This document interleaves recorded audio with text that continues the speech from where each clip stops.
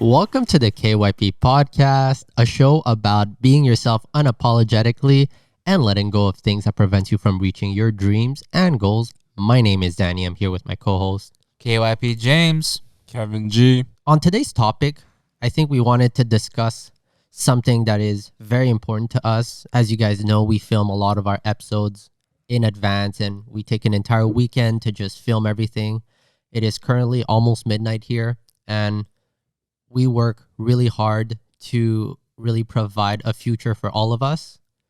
And sometimes it makes you wonder why do we do all of these things when we could just get a regular 9 to 5 job, stay over the weekend, chill with friends and do things like that. But I think on today's topic, something that is very important for people is the job security or the economy that's going on right now, coming from the standpoint of being salaried workers. I think James and Kevin can really give a better input on what's going on these days with the current job market. Yeah. You want to go first, Kev, or you want me to go? Yeah, I mean, I think, You might have the similar perspective. yeah, well, Going on? when it comes to the current economic climate, I think it's no surprise or no secret that shit is bad right now. Yeah, no, I wouldn't say it's bad. I'm saying it's slow. Yeah. Is it bad for y'all? So, And I don't want to go into too much detail. I'm not talking Yeah. about maybe our specific careers. Yeah. I'm thinking as, the economic climate as a whole in terms of, people's buying powers, what their salary can provide them nowadays versus, few decades back. Oh, okay. Like, Gotcha. you can work a decent job where, we're all working corporate jobs, decent salaries, definitely above the median, I'm sure. Yeah. But, our outlook of owning a house, you have to get a mortgage. Even then, a lot of us need help from our parents. Back then, if you work in construction, you're a teacher, you're these very common professions, you're able to Have a home. own a home, Yeah. right? Own a home, have a car, go on vacations. Like that, that reality is no longer a possibility. And that's all over the world. It's already much better out here in North America. In certain Asian countries, I'm thinking about China specifically. University graduates, they can't even get a job. A lot of Unemployment rate is pretty high in China right now. right? unemployment rate might be the same case in Korea because there's just so much competition in the Yeah. job market. I'm not sure about the employment rate in Korea, but yeah, it's Like in China, you have a situation where you have it's definitely university. competitive. Yeah, Yeah. university students literally cannot get a job. A lot of them are, doing food delivery, stuff like that. The majority of them, I heard that there's a whole generation where they're still living with their parents. yeah. Because So- they can't get a job. I think it's like a reflection of the similar situation we're feeling out here, but just to a higher degree, right? And so, from that perspective, a lot of what used to make sense doesn't make sense anymore, right? You can't be so reliant on your salary position as before, because before you could have confidence, there's not going to be mass layoffs out of nowhere. Presumably, if you're working a good job, have a decent salary, you can rely on that for Yeah. your future. Yeah. So I mean, in like the 60s and 70s, people bought houses for $20,000, Yeah. like big homes. And now today with inflation, it's around $900 to $1 million with that same $20,000 4 years back. I looked at the numbers the other day because I work with boomers and we talk about that all the time. Yeah. Like, oh yeah, now I can't. Like the average home now is $1 million. Like like you talk to a 40-year-old versus a 60-year-old. The 60-year-old's like, yeah, it's still cheap. It's like, Like back in my day, like, we bought houses and stuff. It's like, yeah, but back in your day, the houses were 20K. Yeah. The meals were 10 cents to 15 Yeah. cents. It's just not the same thing. You can't expect a 25-year-old to get a mortgage Oh, nowadays so with even 70,000, 75,000. As an analyst, a junior analyst making that much. It's like that's just for food and going out. You can't save with $70,000. Yeah. Yeah, and I think one thing is that prices of house might be a bit more definitely more expensive with food, and people can argue like, yeah, but back in the days, like the with the prices are pretty much equal, but the difference is that modern day is the salary hasn't caught up with the inflation. Not at So all. our Yeah, purchasing parity exactly. is a lot lower than what it is back then. Yeah. Like, yeah, back then you made like what, $10, what, like $3 an hour, and you're really happy because over the weekend you can save up enough money, maybe 3 months to buy a car. Yeah, yeah, and I was also reading an article in New York.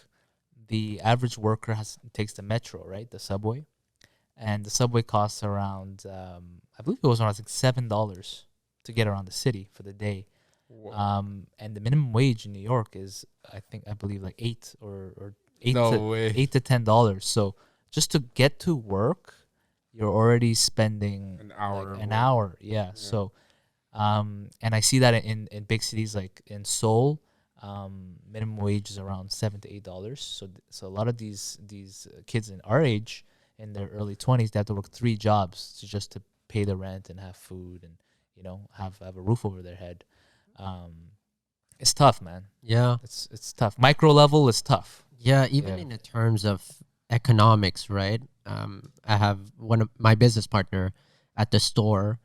He was talking to me about the inflation and mortgages and stuff. Like people used to pay what, 2 to 4% for their mortgages. They're paying like $1,500 a month. Yeah, for 10 years, for a decade. Yeah, It's very low. they're having fun. They're like chilling. They're budgeting all around it. Suddenly, the inflation, just the prime rate Doubles. goes up to 7, and then your variable rate doubles. So now you're looking at 10%, and you're paying what, $4,500 now. You tripled your rent. Your Yeah. your vacation's mortgage. gone.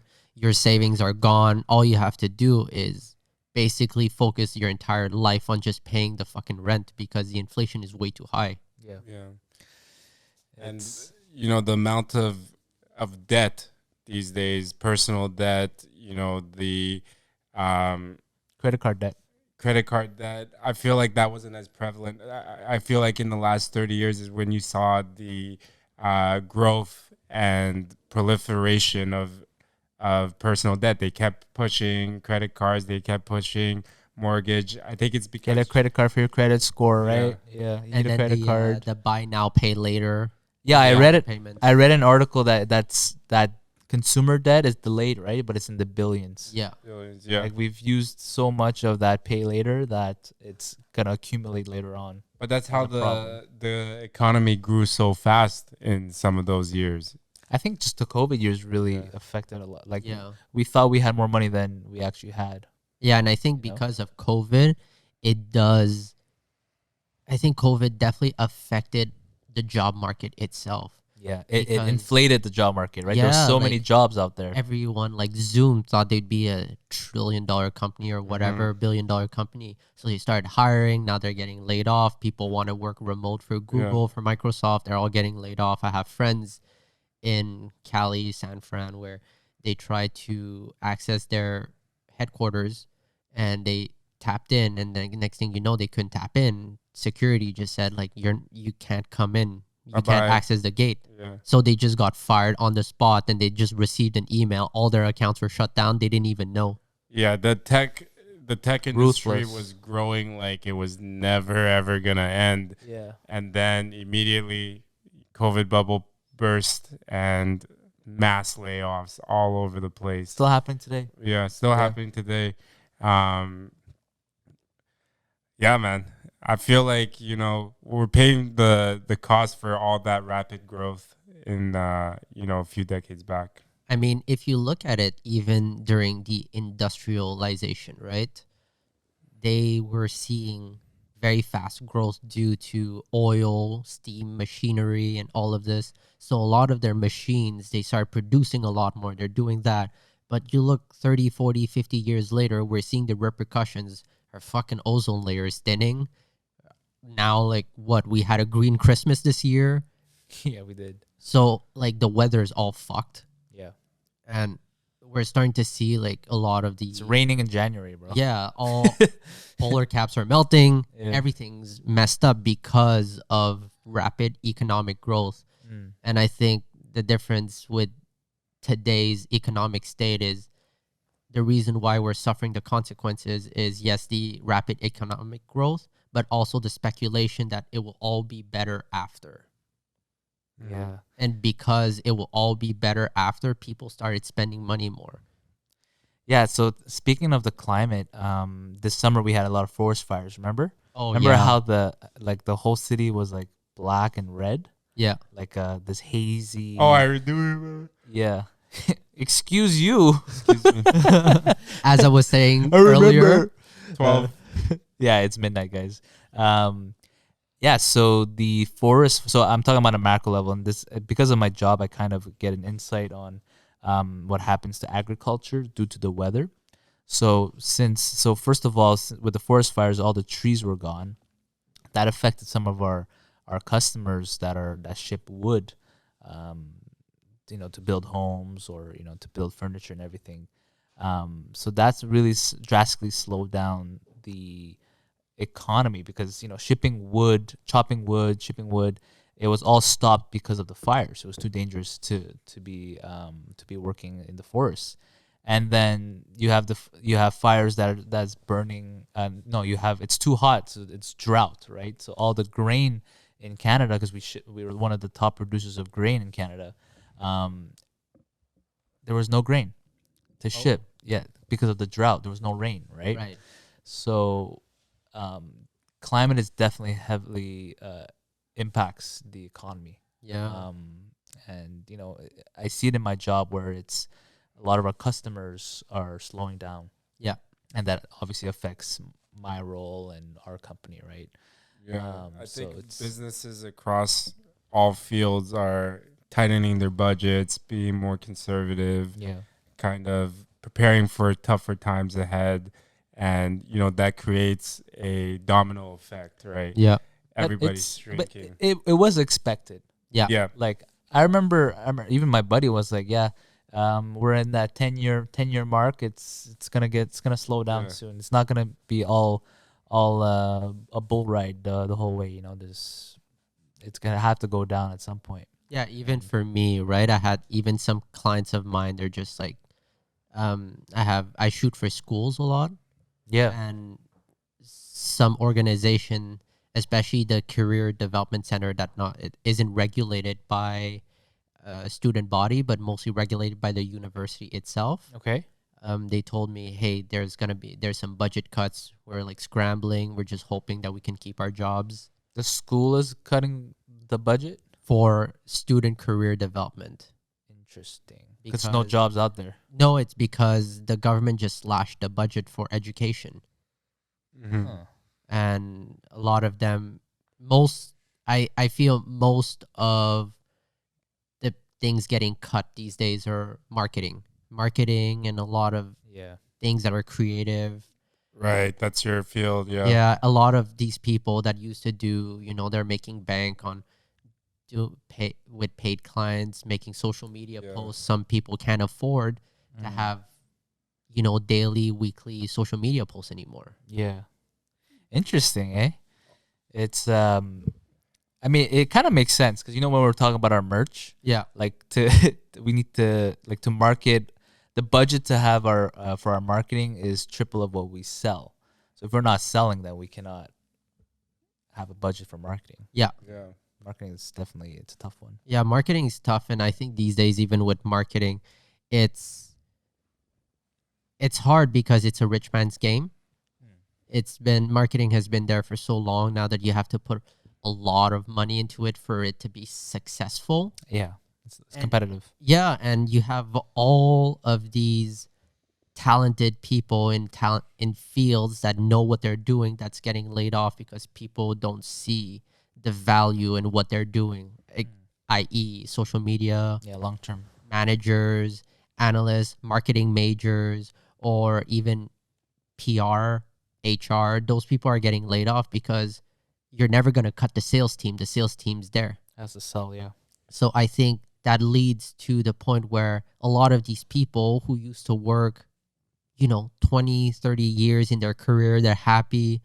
That trend is starting to die off, and we're starting to see a lot more people transitioning between jobs because they can't afford to stay with a company for 5, 10 years and just hope for the best. And suddenly tomorrow their pensions get cut off, their jobs, they get laid off. And since you guys are salaried people, I kind of want to know like your input on, is really a lifelong career at a company like dead, or is it starting to die off? Yeah, I think the trend for our generation right now, like the average tenure at a company is like 3 to 4 years maximum, right? And that's on the high end. Whereas before in the past, lifelong employees was the common, was the norm. Yeah. You get hired by General Motors right out of college, and you work for 30 years. That provides for your whole family, your house. Yeah. You get the gold watch at the end, and it's fantastic, right? Gold watch, yeah. But nowadays, nothing's guaranteed. Like the way companies operate these days, depending on business needs, they have to make layoffs, and they're gonna do that very cold-heartedly. You know what I mean? I've seen a lot of coworkers get let go, or even from the type of work I do, seeing how clients applied this. It's nothing personal. It's business. It's cutthroat. Yeah. I feel like back in the day, there was a lot more confidence from the employer and the employee, that, the commitment to each other is going to be honored. Like, you don't have to worry about that much. But now, because of that uncertainty, the reaction from the employees is, I got to think about my next career move. I got to think about my next job. You can't just blindly work in your current position and just trust that you'll be able to do it. No, you have to 30 upskill years. yourself. Yeah. I think the trend is, you have to consistently educate yourself, become better, know more, be more of a valuable employee.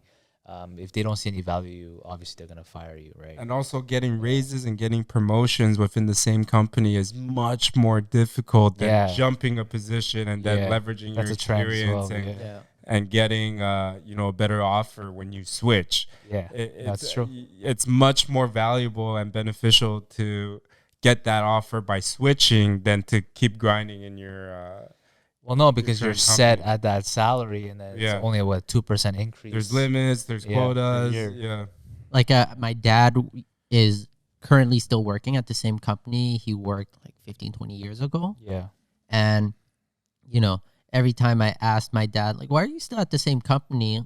You always tell me that the job you do is pretty much you're one of 10 people or so in Quebec that could do your job. Yeah, he could be of a lot more value. Yeah. Yeah, And more expensive. he always tells me, like, yeah, loyalty is a big thing. Like, Phil has been there for me for the longest time, and he's been supporting me whenever I had financial issues and everything. So as a boss, I am very loyal to him. Yeah. And I think that sense of loyalty is disappearing slowly. Your parents are always telling you, yeah, get a good degree, go to a job, stay there, graduate, climb up the ranks, the ladders, and eventually you'll be making enough money. Our parents saw that a lot. Yeah. But not anymore. There's no sense of really loyalty in a company anymore. Like the boss, like Kevin said, they let you go the next day, even though just the day before you were talking to your boss, like, yeah, I'm super excited. I got my new mortgage and I'm expecting a kid. And then the next day, the boss, like, sorry, it's just busy. Not even the boss, the fucking PR lady, the HR lady calls you in the office. Yeah, I've read on threads because I'm on job threads, and it's like they fire people that are on maternity leave. No fucking way. Yeah, it's crazy. Isn't that illegal? No, there's a way to do it. Oh shit. Yeah, there's a way to do it. Yeah. So it's cutthroat. And it's not necessarily the individuals. It's not like the actual people who are your managers that these decisions come from. It's oftentimes brass. Yeah, exactly. Nowadays, when we talk about the brass, these are multinational corporations. A lot of the time, at least in my case, at least in James's case, they're publicly traded companies, and so their loyalty ultimately, like at the top brass, is stakeholders. Has to be the stakeholders, right? That's how the system is set up. It's not to the employees. Yeah. It's not like a family-run business where it might be more common that the business might take sacrifices to make sure that their staff of so many years are taken care of. It's actually irresponsible for a public entity like that to do that, right? No, they have a responsibility to the shareholders. So, your managers, the personal relationships you have with your coworkers, that's real. That's almost a personal thing. The loyalty for those people is there, but you have to separate that from the actual decision maker, which is the corporate entity. So you have to be conscious of that these days. I think you can't afford to be naive almost. No, you should definitely look at how your company is doing. Yeah, overall. you have to keep track of that. Yeah, because you could tell, because it comes from top to bottom. Yeah. And they don't want to be letting people go like that. The managers who have to have those conversations. It's not their fault. They have to answer to the it's like military. Power. Yeah, it's orders. Yeah, it's from just the higher ups. Yeah. And I know you guys were mentioning earlier about like transitioning jobs very often. Like I had a talk over the holidays with my sister, and she's extremely frustrated with the job. She works at a company that used to do the COVID testing for the government. Yeah. So she's there, and she has a tenure, I think, of 2, 3, 4 years now. She's like a senior lab technician or something like that. She manages her team. She just came back from maternity leave, and the government, so the company decided to be like, yeah, so we're gonna chip off a small amount, the COVID amount off of your salary, because due to COVID, they gave you an extra, like, let's say $3-4 an hour. That makes a fucking difference, $3-4 an hour. Yeah. Especially, and my sister's like, hey, yo, like, what the fuck? And then they said, but congratulations, we'll give you a raise for a few cents for an hour. And she turns around and she sees that the new hires are all getting higher salaries than her. Yeah. What? And now she's like pissed off. And she's been telling me like, hey, Dany, can you help me on my CV? Like, I do want to find something better for me. Yeah. Because I think a lot of times, I think people are, the lifelong workers are starting to feel disrespected. Oh, you get fucked. Well, loyalty comes both ways. Yeah. That example right there, that's a clear incentive that if you want the raise you're looking for, the promotion you're looking for, you have to find it at a new opportunity. That's that's what that action is telling you from the employer. Yeah. Yeah. I think a lot of people are sensing that, speaking of loyalty and disrespect in the workplace, let's say we take WeWork as an example, when he just fired half of his staff, and then the next day they were partying with bottles of champagne, everything. It's just very disrespectful. Yeah, don't cut the expenses, cut the employees. Yeah, they cut the employees, they cut everything. Or when there's a massive layoff, or they close off a company, and then all the people lose all their pension, all their money, but suddenly the 3 executive have the bonuses. They got their bonuses. They got, how do you call it? A golden severance. Severance package. Yeah. they get a severance package of like millions of dollars when the poor dude that's been working there for 20 years like just gets nothing. Yeah. And the way they do it, during the huge tech layoffs, you read the stories, and the way they do it is exactly how you said earlier in the pod. You just get an email one day. If you're receiving this email in 15 minutes, unfortunately. Yo, that's what they did in Succession, bro. You gotta watch that episode. Yeah. Oh, Your shit. access is gonna be cut off. It's a startup. Yeah, it was about a startup, and the big media company had bought the startup, and then what they ended up doing, spoiler alert, they ended up firing everybody. But everyone was in the office. Like, everyone, you're all fired. Security will escort you out. Do not take your computers. Leave everything there. Take your personal belongings, but you got to be out in the next hour. Oh, fuck. And That's like 100 of crazy, them. They're like, what? They're like all going crazy. I'm sure that happens in tech startups. No, that's for sure. Oh, that does happen. Yeah. Yeah, like hostile takeovers. Yeah. Like, yeah, scary. Like even when we're talking about hostile takeovers, a lot of these conglomerations, they're making so much money that they're buying smaller companies. Yeah, exactly. Just to And- take their tech and then fire everybody else. Exactly. Or it's very prevalent in the video game industry where big company jumps in, take a video game IP, then the company puts pressure on that little studio to perform well. Video game doesn't perform that well. Next thing you know, they sack the entire studio. And Yeah. people that have been staying there for like 10 years or more, that have been faithful to that IP, they poured their blood, sweat, and tears in those IP. That's why you don't get good video games anymore.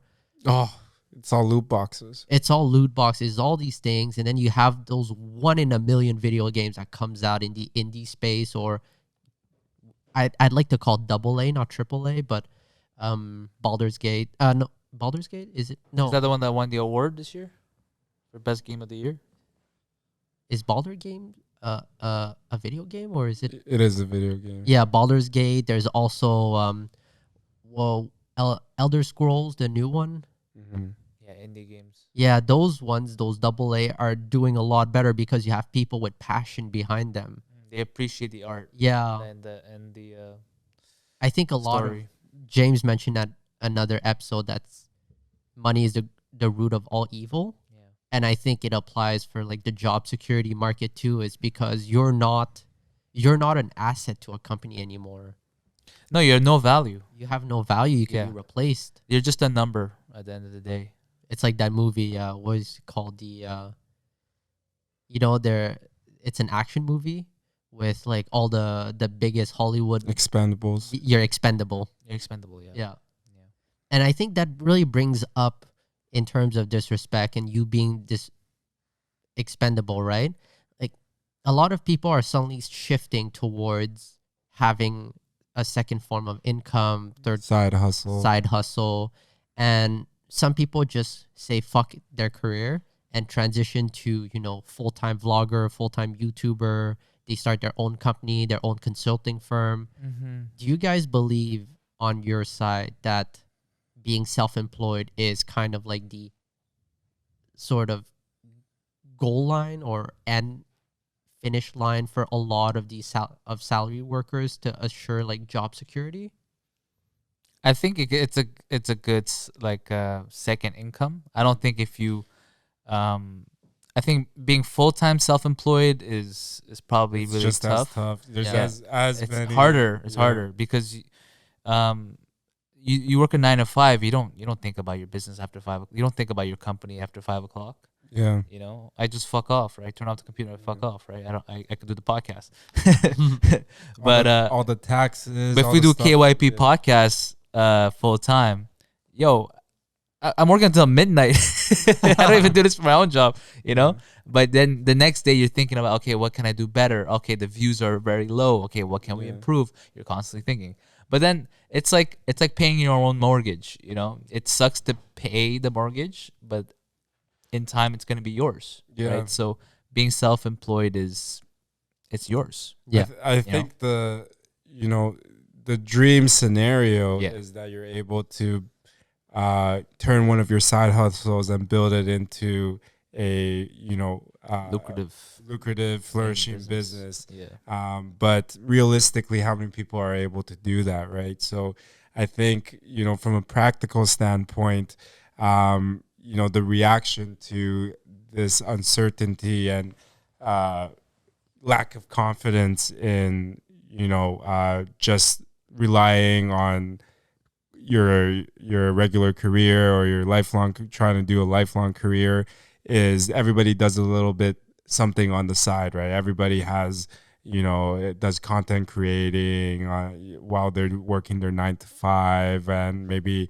doing a little bit of investment on the side to kind of diversify your income stream. I think that's the main goal. Yeah. Yes. Like that's the realistic goal. Yeah. yeah, You have starting your 9 to out, 5, and then you have side income. Yeah. and then ideally you're able to hit something big, Make that your full time. yeah, from one of your private ventures outside of a salaried position.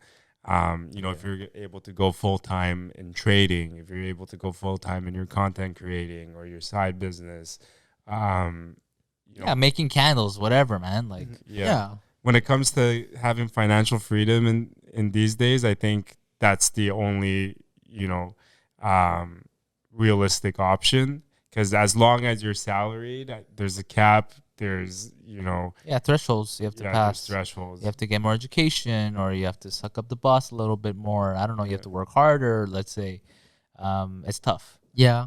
I've heard from a lot of very successful people that they have at least 7 streams of income when it comes to their lives. Yeah, real estate, investment, businesses, Yeah, all of this. And it makes you think, like, damn, okay, I just rely on my 9 to 5. I only have one right now. Yeah, exactly. And that's why we're working so hard to make this work. So in the future, we can provide better content for our viewers while having being able to put food on the table. Yeah. But that topic about being self-employed, is it a better option? It's a topic that's very Is it a viable? Is it viable? Yeah. It's very close to me. It hits me home because I firmly believe that it is possible, but it's hard. You have to work so hard. Yeah, coming from a place where I've worked my fucking ass off to be where I am, it's tough. I would never recommend someone to take the same path as I did. Even though people see like, oh, it's glamorous, you can do everything you want, you're your own boss. It fucking sucks, bro. It sucks balls. So would you go back though? I think. Did you ever work a 9 to 5? When you told your dad you quit school, would you have gone to computer science instead if you could go back in time? I don't think I would fulfill my purpose in life. You'd be in a cushy job, but then I'd feel empty. You feel empty. I think the purpose. I'm very purpose driven.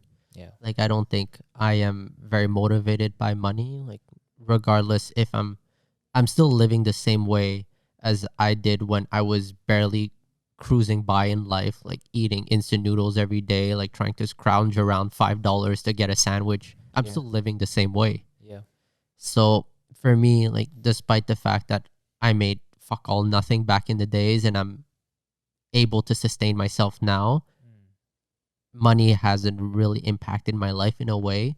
For me, a lot of money that I've made goes back into what I do, like my hobbies, more equipment, just to improve like what I'm doing, make my life a lot easier. But I've actually had this conversation with a dude from student association, right? Yeah. He was asking me like, yo, this is actually a tough question and I don't want to seem disrespectful. First of all, he asked me how much I made. Yeah. And I was like straight up with him. I told him how much I made. Yeah. He was like, oh shit, like, it must be nice. Like, you can do whatever you want, but I don't understand why you would work that hard when you can go to school. And I thought of it for a while now, and I will stick to the same response as I answered to him, is that education, at the end of the day, you are paying money for that education. You guys are paying for your school so you can have an easy path in life, which is a job, which nowadays it kind of fucking sucks because you can't get a job with a normal degree, but whatever, let's stick to the fact that you pay money and you get a career. Yeah, that's Eventually. part of the current economic climate. You can't get around with a bachelor's anymore. Yeah. It's devalued now. Yeah. Yeah. And then, but then I told him the difference with me is that instead of spending my money to get a degree, I spent my time. So Mm. I save a lot of money, but I devote a lot of my time to get something. And that leads me to one of two scenarios. You're working 9 to 5 for someone whom they probably don't respect your work ethics and you can get laid off. Or you work for yourself and you can take a break whenever you want. So now the biggest question for you to decide if you want to be, self-employed is, do you want your future to be in someone else's hand or your own hands? Yeah. And I think that answered his question pretty quickly. Mm. So that's why I think like being self-employed is one of those things that, yeah, it's really nice when you finally found something. But the journey of it is excruciating. It sucks. It's painful. My business partner can all tell you. All my friends can tell you. Yeah. That, like, self-employment is tough. I mean, I could see my parents struggling their whole life. Yeah. Like, I mean, they made they made decent money, but it was a lot of time spent. Yeah. Right, 12-hour days. So yeah, being self-employed is not easy. It could be really rewarding. Yeah. Right. If you fucking make it, you make it. You know. High But risk, high reward. high risk, high reward. Yeah. Yeah, and in That's the trade-off, right? In salary positions, you don't have to think about as much. You just Less clock in, clock stress, out, yeah. Yeah.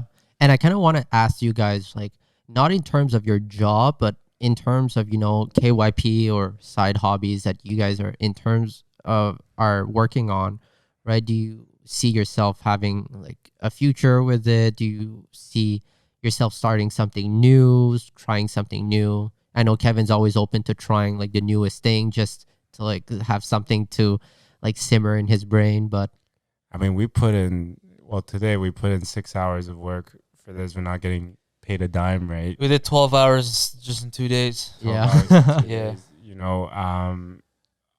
The ideal scenario and what we're working towards is hopefully one day, putting in this work, doing these episodes translates to money in our pockets.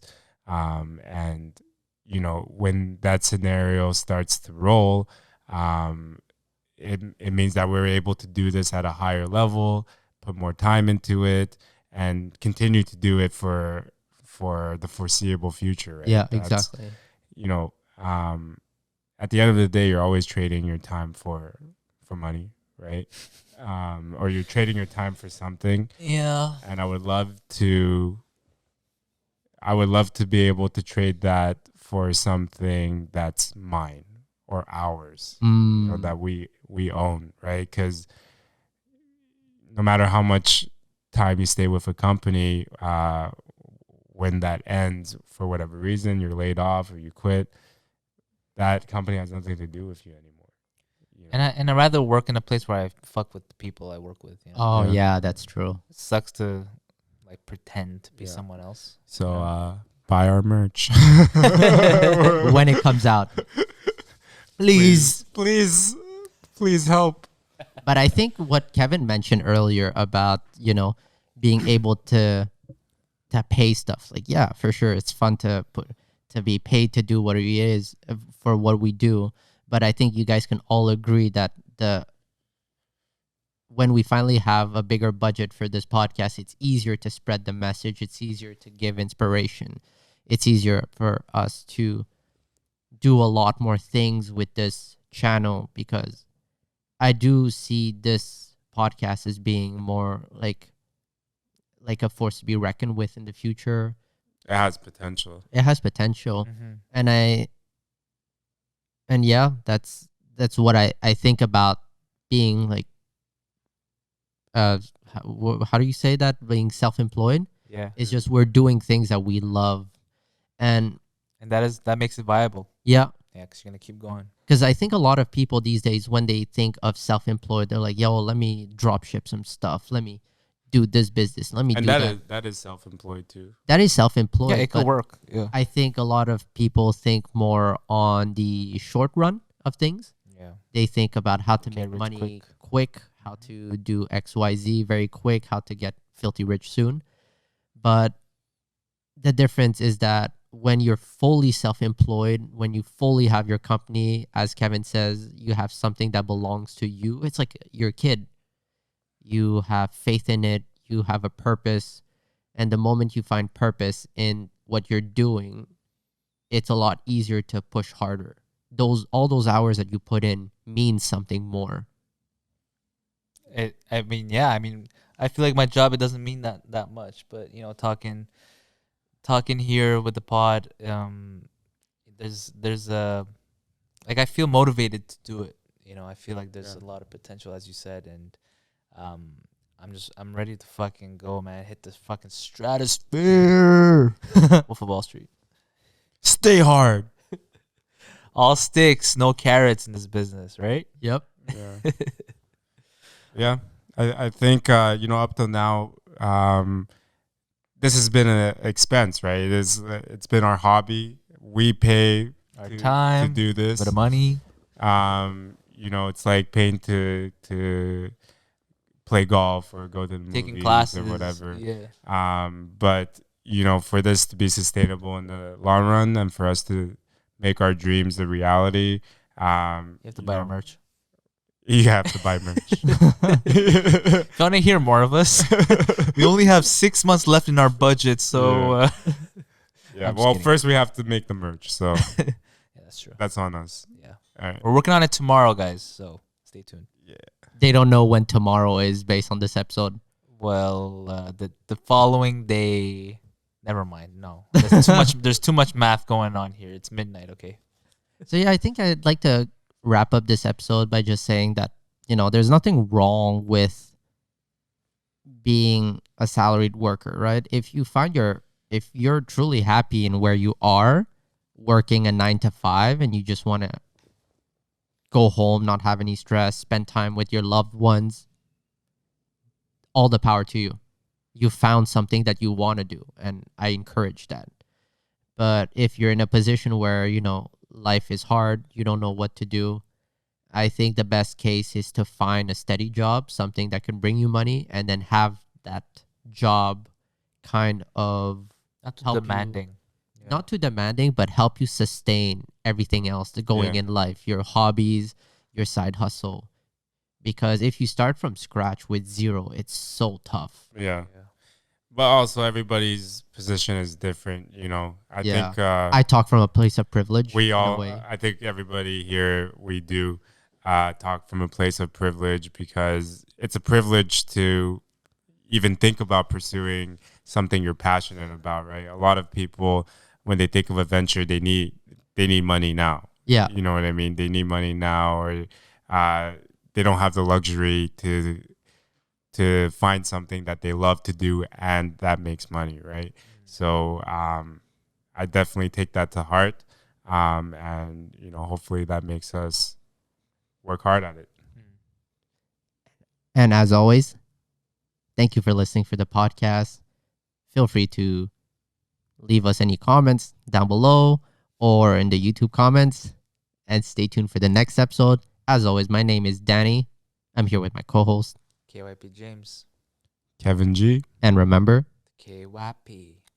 kill your pride, baby. I don't trust my judgment, cause I'm just 22. My mind just running circles, my heart is out in the rain. I know that this is sudden, but do you feel the same?